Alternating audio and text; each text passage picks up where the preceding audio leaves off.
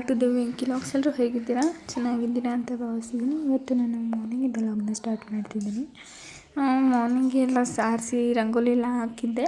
ಮನೆ ಮುಂದೆಗಡೆ ಗಿಡಗಳಿದೆ ಅಲ್ವಾ, ಸೊ ಅಲ್ಲಿ ಸಾಸಿವೆ ಗಿಡನೂ ಹಾಕಿದ್ವಿ. ಸಾಸಿವೆ ಗಿಡನ ಕಟ್ ಮಾಡಿಕೊಂಡು ಎತ್ಕೊಂಡೋಗಿ ಬಿಸಿಲಲ್ಲಿ ಹಾಕ್ಬಿಟ್ಟು ಬಂದೆ.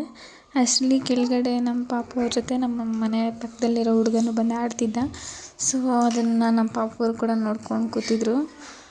ಅಷ್ಟರಲ್ಲಿ ನಮ್ಮನೆ ಪಕ್ಕದಲ್ಲಿರೋ ಹುಡುಗಿ ಬಂದು ಕರೆದ್ರು, ಅಕ್ಕ ನಾವು ಔಟ್ಸೈಡ್ ಹೋಗ್ತಿದ್ದೀವಿ ಫಂಕ್ಷನ್ಗೆ, ಸ್ಯಾರಿ ಉಡಿಸಿ ಅಂತ. ಸರಿ ಅಂದ್ಬಿಟ್ಟು ಮಕ್ಕಳನ್ನ ಆಡಕ್ಕೆ ಕುಳಿಸ್ಬಿಟ್ಟು ಹುಡುಗಿಗೆ ರೆಡಿ ಮಾಡೋಕ್ಕೆ ಹೋದೆ. ಸ್ಯಾರಿ ಉಡಿಸ್ಬಿಟ್ಟು ಬಂದೆ ಹುಡುಗಿಗೆ. ಅಷ್ಟರಲ್ಲಿ ನಮ್ಮನೆ ಹತ್ರ ಈಚೆಗಡೆ ಪಾಪು ಅವರೆಲ್ಲ ಆಡ್ತಿದ್ರು. ನಮ್ಮನೆ ಹತ್ರ ಇರೋ ಚಿಕ್ಕ ಪಾಪುನೂ ಬಂದಿತ್ತು, ಅವರಮ್ಮ ಊಟ ತಿನ್ಸಕ್ಕೆ ಕರ್ಕೊಬಂದಿದ್ರು. ಇವತ್ತು ಅಡುಗೆಗೆ ಚಿಕನ್ ಮಾಡೋಣ ಅಂತ ಇದ್ದೀನಿ. ಯಾವಾಗೂ ಒಂದೇ ಥರ ಚಿಕನ್ ಸಾಂಬಾರು ತಿಂದು ಬೇಜಾರಾಗಿರುತ್ತೆ ಅಲ್ವ, ಸೊ ಇವತ್ತು ಡಿಫ್ರೆಂಟಾಗಿ ಮಾಡೋಣ ಅಂತ. ಇದು ಹೊಸ್ದಾಗೇನು ಟ್ರೈ ಮಾಡ್ತಿಲ್ಲ, ನಾರ್ಮಲಾಗಿ ನಮ್ಮ ಮನೇಲಿ ಮಾಡ್ತೀವಿ, ಬಟ್ ಆದರೆ ಜಾಸ್ತಿ ಮಾಡಲ್ಲ ಅಷ್ಟೇ.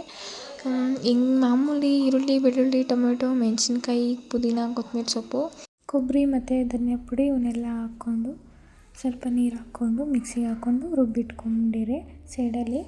ಇವಾಗ ಒಗ್ಗರಣೆಗೆ ಹಾಕ್ಕೊಳ್ಳೋಣ ನೆಕ್ಸ್ಟು ಚಿಕನ್ಗೆ. ಬೇಕು ಅಂದರೆ ನೀವು ಗರಂ ಮಸಾಲನೂ ಕೂಡ ಆ್ಯಡ್ ಮಾಡ್ಕೊಬೋದು. ಇವಾಗ ಫಸ್ಟು ಎಣ್ಣೆ ಮತ್ತು ಸಾಸಿವೆ, ಕರಿಬೇವಿನ ಸೊಪ್ಪು, ಈಗ ಇದ್ರ ಜೊತೆಗೆ ಚಿಕನ್ ಕೂಡ ಆ್ಯಡ್ ಮಾಡ್ಕೊತಿದ್ದೀನಿ. ಇದರಲ್ಲಿ ಸ್ಪೆಷಲಾಗಿ ಏನಪ್ಪ ಆ್ಯಡ್ ಮಾಡಬೇಕು ಅಂದರೆ ಹೆಸ್ರು ಕಾಳು ಮತ್ತು ಹೆಸ್ರು ಬೇಳೆ. ಏನಿದು ಬೇಳೆಕಾಳುಗಳೆಲ್ಲ ಆ್ಯಡ್ ಮಾಡ್ತಿದ್ದಾರೆ ಅಂತ ಅಂದ್ಕೊತಿದ್ದೀರ ಅಲ್ವಾ? ಏನೂ ಇಲ್ಲ, ಇದು ಹಾಕೋದ್ರಿಂದ ಬಾಡಿಗೂ ಕೂಡ ತುಂಬ ಬೆನಿಫಿಟ್ ಇದೆ. ಏನಪ್ಪ ಅಂತಂದರೆ ಚಿಕನ್ ಬಂದುಬಿಟ್ಟು ಈಟ್ ಅಲ್ವಾ, ಸೊ ಈಟು ನಾನು ಚಿಕನ್ ತಿನ್ನಲ್ಲ ಅನ್ನೋರಿಗೆ ಇದು ಒಳ್ಳೆಯ ರೆಮಿಡಿ ಅಂತಲೇ ಹೇಳ್ಬೋದು. ಇದ್ರ ಜೊತೆಗೆ ಹೆಸ್ರು ಕಾಳು ಮತ್ತು ಹೆಸ್ರು ಬೇಳೆ ಇವೆರಡೂ ಕೂಡ ಬಾಡಿಗೆ ತಂಪು. ಸೊ ಹಾಗಾಗಿ ಚಿಕನ್ಗೆ ಹಾಕೋದ್ರಿಂದ ಬಾಡಿ ಕೂಡ ಸ್ವಲ್ಪ ಹೀಟ್ ಕಮ್ಮಿ ಆಗಿರುತ್ತೆ. ಇವಾಗ ರುಬ್ಬಿರೋ ಮಸಾಲ ಹಾಕ್ಕೊಂಡು ಉಪ್ಪು ಹಾಕ್ಕೊಂಡು ಕೊತ್ತಂಬರಿ ಸೊಪ್ಪು ಹಾಕ್ಕೊಂಡು 2 ವಿಜಿಲ್ ಕೂಗಿಸ್ಕೊಂಡ್ರೆ ರೆಡಿ ಆಗುತ್ತೆ. ಇವಾಗ ಚಿಕನ್ ಸಾಂಬಾರು ಜೊತೆಗೆ ಅಕ್ಕಿ ರೊಟ್ಟಿ ಮಾಡ್ತಿದ್ದೀನಿ.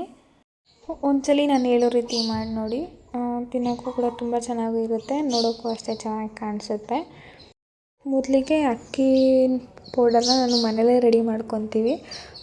ಮಾಮೂಲಿ ಸ್ಟೋರಕ್ಕೆ ಎಲ್ಲ ಬರುತ್ತೆ ಅಲ್ವ, ಅದನ್ನ ತೊಳೆದು ಒಣಗಾಕಿ ಮಿಷಿನ್ಗೆ ಹಾಕ್ಸ್ಕೊಂಡು ಬಂದಿರ್ತೀವಿ. ಸೊ ಅಕ್ಕಿನ ಜಲ್ದಿ ಇಟ್ಕೊಂಡು ಅದಕ್ಕೆ ಉಪ್ಪು ಹಾಕ್ಬಿಟ್ಟು ನೀಟಾಗಿ ನೋಡಿ ಕೈಯಲ್ಲಿ ಮಿಕ್ಸ್ ಮಾಡ್ಕೊತಿದ್ರೆ ಕೈ ಕ್ಲೀನಾಗಿ ಅಂಟಬಾರ್ದು, ಆ ರೀತಿ ಕಲಿಸ್ಕೊಳ್ಳಿ. ಜಾಸ್ತಿ ಗಟ್ಟಿನೂ ಇರಬಾರ್ದು, ಸ್ಮೂತಾಗಿ ಇರಬಾರ್ದು.